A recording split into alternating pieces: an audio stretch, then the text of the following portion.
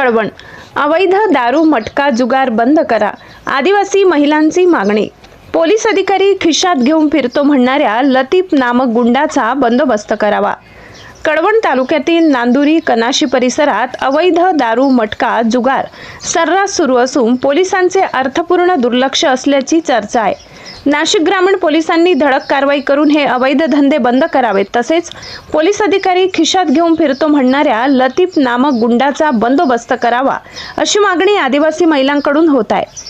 कळवण हा आदिवासी बहुल तालुका आहे। या तालुक्यातील जलद पैसा मिळविण्याच्या नादात तरुणाई व शेतमजूर, रोजंदारी करणारे मजूर अवैध दारू मटका जुगाराच्या आहारी जाऊ लागली आहेत। अनेकांचे संसार उद्ध्वस्त होत आहेत।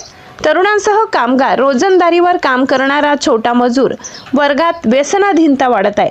त्यामुळे आदिवासी महिलांना मारहाण होत आहे, त्यांचे संसार उघड्यावर आले आहेत। स्थानिक पोलिसांकडून अवैध दारू मटका जुगारावर कारवाई केली जात नाही। स्थानिक पोलीस व काही बड्या स्थानिक राजकीय नेत्यांचा या जुगारावर वरदहस्त असल्याचे कारवाई होत नसल्याची चर्चा दबक्या आवाजात सुरू आहे। त्यामुळे नाशिक ग्रामीण पोलीस अधीक्षक यांनी तत्कालीन पोलीस अधीक्षक शहाजी उमप यांच्यासारखे भरारी पथक नेमून नांदुरी व कनाशी येथे या विशेष पथकाद्वारे कारवाई करावी अशी मागणी आदिवासी महिलांकडून होत आहे। सप्तशृंगी देवीच्या गडावर व पायथ्याशी नांदुरी येथे मुबलक प्रमाणात अवैध दारू सहज उपलब्ध होते।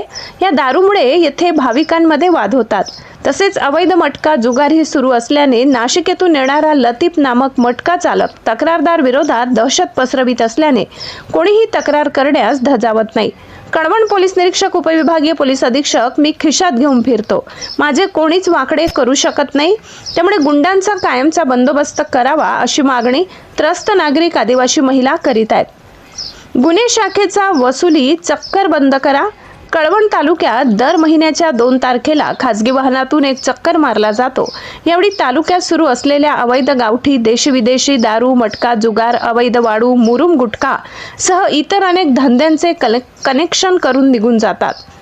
सर्व अवैध धंद्याच्या वसुलीसाठी त्यांनी त्याच धंद्यातील एक दलाल नेमल्याचे समजते। नाव न सांगण्याच्या अटीवर एका स्थानिक पोलिसांनी सांगितले की आम्हाला अनेक खर्च असतात। यामध्ये वरिष्ठ अधिकारी, देवीच्या दर्शनासाठी येणारे राजकीय प्रशासनातील बडे अधिकारी, VIP, त्यांचे कुटुंबीय, नातलग, त्यांचे प्रोटोकॉलसाठी किंवा चहा पाणी नाश्ता जेवण असा खर्च करावा लागतो। तो काय आमच्या पगारातून द्यायचा का? त्यामुळेच या धंद्याकडे दुर्लक्ष करावे लागतात। वृत्त संकलन विभाग, कळवण।